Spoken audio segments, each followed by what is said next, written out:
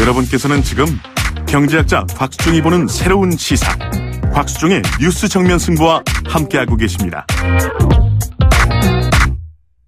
네, 앞에서 말씀드렸습니다만 검찰개혁 이야기 좀 해보겠습니다. 요즘 검찰이 구속영장을 신청해도 기각이 되고 그다음에 구속을 시켜놓으면은 다시 적부심 판단을 해서 풀려나오고 석방이 되고 검찰은 이해를 한다라는 입장인 성명서를 냈습니다만 성명서가 아니라 그런 내용을 발표를 했습니다만 검찰 입장에서는 좀 답답하죠. 2017년 마무리하는 새로운 시작점 맞이해서 검찰개혁 그동안에 어떤 것이 이루어졌고 또 어떻게 이루어져야 될지 한번 인하대학교 법학전문대학원 김인혜 교수님과 말씀 나눠보겠습니다. 안녕하십니까 교수님. 예, 안녕하십니까 김인혜입니다. 네, 지금까지 교수님 보시기에 검찰개혁 어떻게 평가하시겠습니까? 예, 검찰개혁에 관한 주제는 네. 많이 지금 제출이 됐고 예. 그다음에 또 검찰개혁을 하기 위한 진영은 네. 짜여졌다. 그리고 굵직굵직한 주제에 대한 대통령의 깊은 관심 네. 또 충분히 표명되었다. 예. 이렇게 평가를 할 수 있겠습니다. 네. 다만 그런 것들이 좀 제도적으로 예. 이게 이제 추수가 돼야 되는 시점인데 네. 그런 것들이 아직 잘 되고 있지 않는 점은 좀 이제 한계일 거죠. 예. 그래서 굵직굵직한 주제가 다 제출이 됐다는 것은 예. 공수처에 관한 예. 고용자 비리 수사처, 예. 범죄 수사처 같은 경우에는 이미 예. 법무부에서 법안도 제출을 했고 예. 그 이전에는 또 법무검찰개혁위원회에서 법안을 제출했고 예. 그 다음에는 또 이번 당정청에서 예. 이것이 가장 중요한 그 개혁 과제 중에 하나다라고 예. 해서 이제 입장을 표명하면서 지금 입법 추진을 하고 있다는 점. 예. 그다음 두 번째로는 또 대통령께서 10월 달에 검경 수사권 조정, 예. 수사권 기소권 분리 문제를 또 중대한 과제로 네. 또 제안을 하셨다는 점. 예. 그다음에 검찰의 과거사 문제와 관련해서는 대검찰청의 대검에서 네. 긴급조치 판결에 대한 예. 긴급조치 판결을 받으신 분들에 대해서 재심을 신청했다는 점 예. 등등의 이제 내용을 볼 때 중요한 개혁 과제는 다 일단 제출이 된 것으로 보여집니다. 네네. 그다음에 진용이 짜여졌다는 측면에서 보더라도 청와대 민정도 예. 이번에 당정청 회의에 민정수석이 직접 참석할 정도로 관심을 가지고 있고 네. 법무부 장관도 구성이 되어 있으면서 뭐 각종 검찰개혁위원회 네. 또 구성이 되어 있고 또 예. 경찰도 또 경찰개혁위원회 예. 국정원도 국정개혁위원회 등이 구성된 걸로 봐서도 예. 그것이 진영은 짜여져 있다 이렇게 예. 이제 얘기를 할 수가 있겠죠. 예. 그리고 또 무엇보다도 대통령께서 계속해서 검찰개혁의 중요성을 강조하고 있다는 점 역시 예. 이번 올해 검찰개혁과 관련한 예. 좀 더 크게 보면은 권력기관 개혁과 관련해서는 아주 중요한 포인트다 이렇게 말씀드릴 수 있습니다. 예. 다만 그런 것들이 조금 더 빨리 예. 조금 더 신속하게 제도화되고 그다음에 이제 법제화되면서 이게 안정적인 개혁의 성과가 되어야 하는데 그것은 조금 이제 시간이 좀 걸리고 있고 예. 또 그에 따른 또 야당과의 그런 이제 갈등도 조금씩 눈에 보이고 있는 예. 그런 시점이다 이렇게 이제 평가할 수 있겠죠. 예. 예. 교수님께서 이제 말씀 주시면서 대통령께서 관심사항을 이렇게 표명하셨다라는 말씀을 자주 주셨는데 청취자 여러분들께서는 오해하지 마시기 바라겠습니다. 대통령께서 검찰개혁에 앞장서서 검찰의 어떤 감나라 대추나라 이러신 게 아니라 당신이 생각하고 있던 검찰개혁의 핵심 부분이 어떤 내용이다라는 부분에 대해서 관심을 갖고 있는 것을 지금 말씀을 주셨기 때문에 그렇습니다. 예, 절대 이것이 어떤 검찰개혁의 간섭이나 이런 것은 아니다 이렇게 이해를 하셔야 될 것 같습니다. 무엇보다도 아까 교수님 말씀하신 것 가운데 고위공직자 비리수사처, 공수처, 범죄수사처.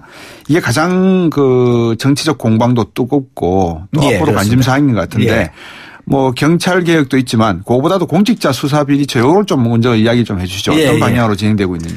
예, 지금 이제 며칠 전에 당정청에서 지금 개혁의 가장 우선적인 과제 중에 하나로 지금 이것을 추진하겠다라고 이제 입장을 밝혔죠. 그래서 청와대에서 민정수석이 이제 직접 참석을 해서 그 입장도 밝혔고 그다음에 당에서도 이것이 가장 중요한 개혁 과제다는 데 대해서 인식을 함께 했습니다. 그래서 이미 이제 제출되어 있는 여러 법안을 가지고 이제 이번에 국회에서 통과를 해보려고 그렇게 노력을 하고 있는 것 같아요. 다만 이 이제 공직부패수사처, 고용자 범죄수사처 이런 것이 현실적으로는 이게 너무 검찰개혁에 좀 집중되는 것이 아닌가 하는 좀 측면도 좀 있습니다. 무슨 말씀이냐면 이것이 지금 이제 우리가 당면하고 있는 거대한 부패, 정경유착이라든가 뭐 권력형 비리 문제 예. 이런 것들을 해결하기 위한 전문적이고 상설적인 기관인데 예. 이런 것들을 좀 강조를 더 하면 할수록 이게 예. 국민들로부터 지지와 지원을 더 받으면서 예. 좀 추진되지 않을까. 그리고 또 야당에 대한 설득도 가능하지 않을까 이런 좀 생각을 해봅니다. 예. 그런데 이제 이런 것들보다는 좀 검찰 개혁에 초점을 맞추면서 뭐 그 검찰이 충분히 할 수 있는데도 불구하고 네. 또 만드는 거 아니냐. 뭐 또는 검찰 위의 기구로 만들면서 또 다른 권력기구가 탄생을 해서 옥상옥이 아니냐. 예, 옥상옥이 아니냐. 뭐 예. 새로운 권력기가 탄생해서 국민의 인권을 네. 또 억압하는 거 아니냐 이런 우려들이 나오는 것이죠. 예. 첫 번째 목적은 역시 지금 현재 우리가 참 고통을 겪고 있는 고위공직자들 또 네. 정경유착들 고위공직자들의 권력형 비리 예. 정경유착 이 부분을 해결하는 데 초점을 맞춰야 된다. 이렇게 이제 보여집니다. 예. 따라서 이러한 그 공수처를 좀 축소시킨다든가 또는 그 외소화시키는 그런 시도들에 대해서 좀 경계를 해야 되겠죠. 예. 지금 가장 가장 좀 원형에 가까운 안을 낸 것은 이번에 법무검찰개혁위원회에서 낸 안인데요. 법무부가 정리했던 안보다 좀 더 원칙적이고 좀 더 강력한 그리고 네. 가장 이제 개혁적인 안을 제출을 했습니다. 네. 그런데 이것이 이제 그 법무부 안에서는 약간 좀 후퇴를 한 듯한 그런 네. 규모라는 측면이나 아니면은 위상이라는 측면에서 그리고 또 수사 대상이라는 측면에서도 조금 네. 축소된 측면이 좀 있죠. 그래서 네. 이 부분이 조금 아쉽다 이렇게 좀 생각이 들고 이런 부분들이 이제 국회에 넘어가게 되면은 당연히 네. 또 국회에서 야당이 반발을 할 거 있기 때문에 예. 또 더 축소되지 않을까 하는 그런 우려가 예. 지금 실제로 뭐 법조계 내부에서 많이 있다 이렇게 말씀드릴 수가 있죠. 홍준표 자유한국당 대표가 네. 이런 말씀하셨어요. 인용문 네. 열겠습니다. 네. 민변의 좌파 검찰청 만드는 것이다. 네. 인용문 닫겠습니다. 네. 어떻게 생각하십니까? 예.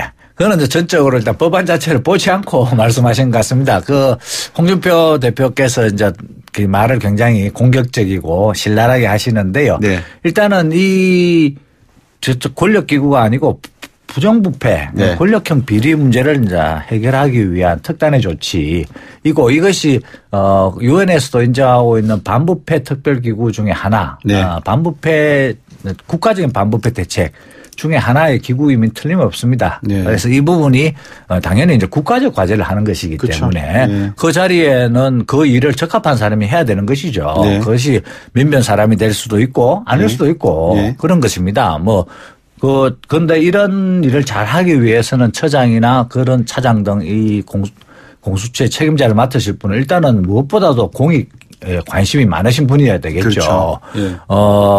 검찰 생활을 하면서 또는 판사 생활을 하면서 부패에 물들었던 인물이라든가 네. 또는 변호사 생활을 하면서 오로지 돈을 버는 데 집중했던 분이라든가 네. 이런 분들을 우리가 모실 수는 없지 않겠습니까? 네. 반부패 문제에 대해서 깊이 오랫동안 생각을 해오셨고 또 그런 활동을 해오신 분 인권이라는 측면에서 공익이라는 측면에서 사회에 기여를 해온 역사를 가지신 분을 모시는 게 당연하겠죠. 네. 그런 분이 민변에 있으면 민변을 모시는 것이고 민변 예. 출신 아닌 분이면 또 그 민변이 아닌 분이면 아닌 분을 모시는 것이고 교수 중에 또 괜찮은 분이 있으면 교수를 모시는 것이죠. 그렇죠. 그런 것들은 이미 공수처장을 뽑는 과정이 인사청문회 과정이 있기 때문에 예. 그건 국회에서 검토를 하시면 됩니다. 예. 국회에서 거의 3분의 1 넘는 의석을 예. 가지고 계신 당이지 않습니까? 거기서 민변 출신이든 교수 출신이든 검찰 출신이든 보고 이 사람이 공익에 참 오랫동안 노력해왔고 예. 부패 문제 또 전문가이고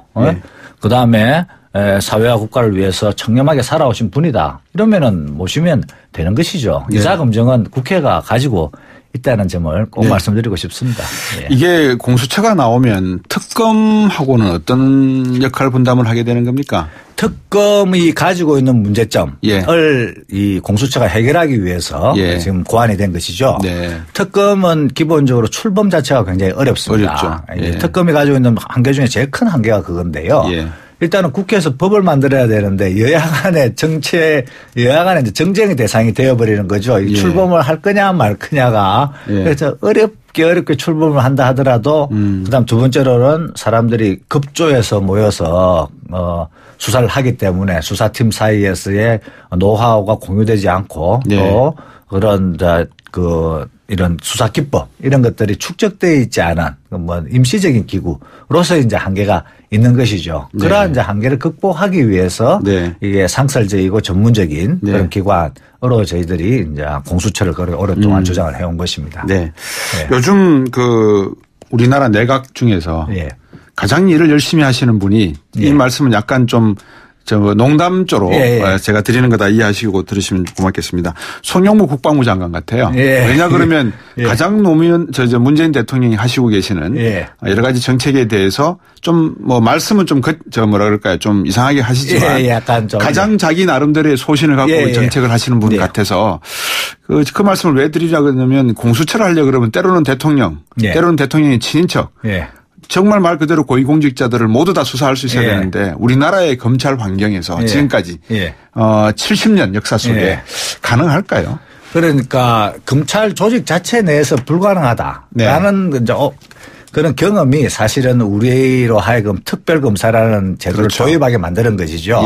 이게 도저히 검찰에서 너무 정치적으로 편향되고 그다음에 또 그 사건을 덮기도 하고 뭐 그런 일이 벌어지니까 이게 정치적으로 완전히 독립된 기구에서 대통령 친인척이라든가 국회의원이라든가 고위공직자라든가 군 장성이라든가 이런 걸 이제 수사를 해야 된다라는 것이 이제 시작이 된 것이죠. 그것이 벌써 그 특별검사제가 도입된 것이 벌써 뭐 20년 가까이 됐고 11번 정도를 지금 하지 않았습니까? 그런 경험이 쌓여서 해보니 이게 특검만으로도 이게 좀 어렵구나. 이게 뭐 원체 사건은 많이 일어나는데 그걸 매번 국회에서 여야가 그렇게 또 생산성이 그렇게 높지 않은 논쟁을 통해서 출범시키려고 하니 어려움이 있으니 이제는 공수처로 이 문제를 좀 제도적으로 상시적으로 좀 해결하자. 이렇게 이제 얘기가 된 것이죠. 그렇기 때문에 지금 출발하게 되는 공수처의 이제 그 처장이나 차장 또는 공수처 검사들 또 수사관들의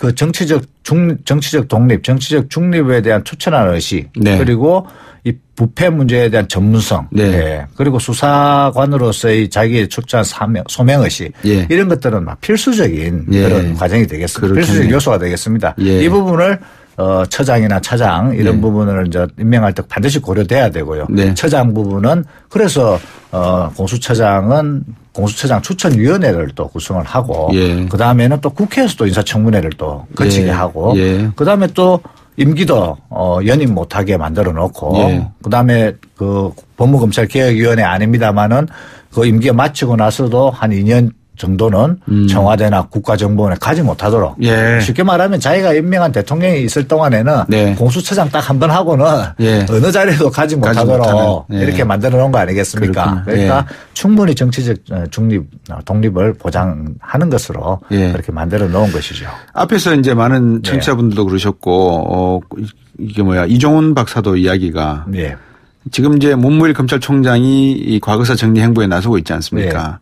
이제 검찰이 이런 계획에 나가고 있는데 법원 쪽에서 나오는 여러 가지 판결을 보니 지금 검찰 계획을 이해를 못 하시는 건지 아니면 법원이 사전에 고지를 좀 해줘 가지고 검찰 계획에 어느 정도 명분과 실리를 추가할 수 있게 해주면 좋은데 이렇게 속된 말로 찐빠를 주는 것처럼 이렇게 쫑꾸를 주는 것처럼 자꾸 기각을 하고 뭐 석방을 시키고 하니까 검찰 계획에 오히려 마이너스 효과가 있는 거 아니냐 이런 걱정도 있습니다.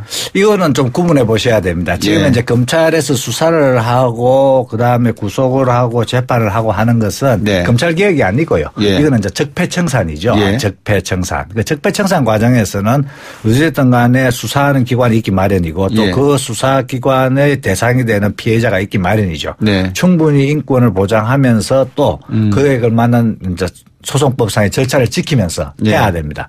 지금 현재 그 법원에서 그러한 결과가 나오고 있는 것은 뭐 여러 가지 좀 더 뭐 그 깊이 들여다봐야 되겠습니다만은 지금 뭐 현재로서는 법원의 구속영장 심사 기준이 그렇게 달라졌다고 보이지 않기 때문에 이게 수사가 조금 미진한 부분이 있다든가 아니면은 피해자에게 좀 방어권을 보장하기 위해서 불구속 수사와 재판을 할 필요가 있다라는 판단을 했을 가능성이 있다고 보여집니다. 이 부분은 뭐 다른 일반 사건의 피해자들하고 뭐 큰 차이는 없다고 보여지고요. 그래서 오히려 이제는 그런 것들이 검찰 이 수사 과정에서 좀 더 주도 면밀하게 좀 더 신중하게 그렇게 좀 할 것을 요구하는 것이 아닌가 이렇게 보여집니다. 다시 말씀드리자면은 수사는 적폐청산 수사이고 검찰개혁과는 사실상 좀 무관한 것이죠. 무관하다. 무관한 것이죠. 4051번님이 정치검찰도 심각한데 정치 공수처가 되면 살벌하겠습니다. 이런 그 걱정 아닌 걱정을 보내주셨어요.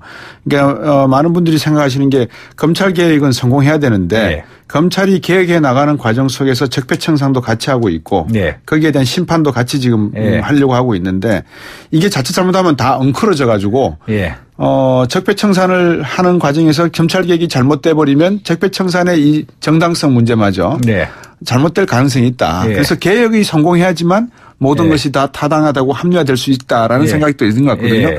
그러면 개혁이 성공하기 위해서는 어디서부터 어디가 중요한 겁니까? 개혁은 지금 특히 검찰개혁, 경찰개혁, 국정개혁, 국개혁 등 권력기관 개혁은 사실상 한국을 거의 재구성하는 정도. 한국의 권력기관의 구성이라는 건 한국 행정부의 일부이기 때문에 그것도 상당히 제법 큰 부분이기 때문에 한국을 거의 재구성하는 정도의 작업인 것이죠.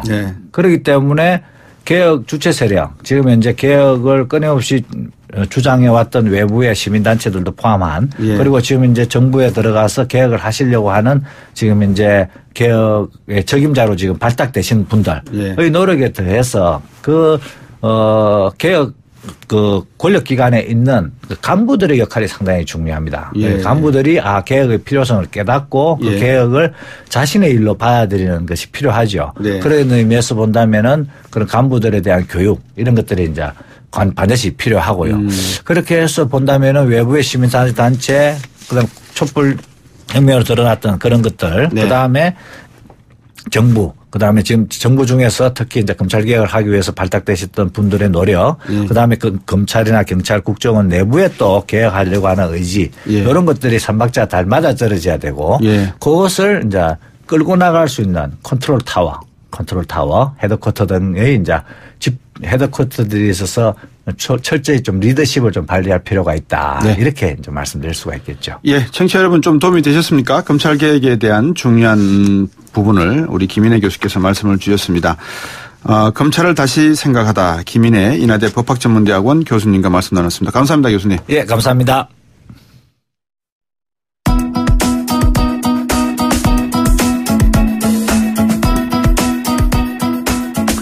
4867번님, 이 정치에 관심을 가지기 시작한 많은 분들 중에 모든 정부가 출범을 할 때 모든 정부는 늘 백지처럼 깨끗할 것이라고 기대하게 됩니다. 그래서 전 정부는 구정부가 가지고 있던 많은 적폐와 많은 부정과 부패에 대한 내용을 지적을 하고 우리는 정말 국민을 위해서 국가를 위해서 열심히 할 거라고 말씀을 주시죠. 그래서 그 이야기를 굳세게 또 믿는 게 일반 대중이고 민중인 것 같습니다. 그런데 나중에 시간이 지나면 어떤 일이 발생하는지 역사적인 되풀이를 늘 우리가 목도해 왔기 때문에 이 부분만큼은 피하고 싶다는 게 4867번님의 생각인 것 같습니다. 저 또한 마찬가지입니다. 오늘 방송 인터뷰에서 수많은 이야기들을 사실은 나눴습니다. 주제는 4가지였지만 그 4가지 주제 안에는 사람이 살아가는 문제, 정치적인 문제, 사법적인 문제, 입법적인 예산 문제까지 다 이야기를 했습니다. 어느 게 정답인지는 결국은 없는 거죠. 살아가면서 우리에게 가장 최고가 정답인데 그 최고에 대한 정의가 궁금한 것 같습니다. YTN 뉴스 FM 뉴스정면승부 오늘 준비한 내용 여기까지고요. 주말 잘 보내시고 저는 다시 월요일 날 뵙겠습니다. 곽수영이었습니다. 고맙습니다.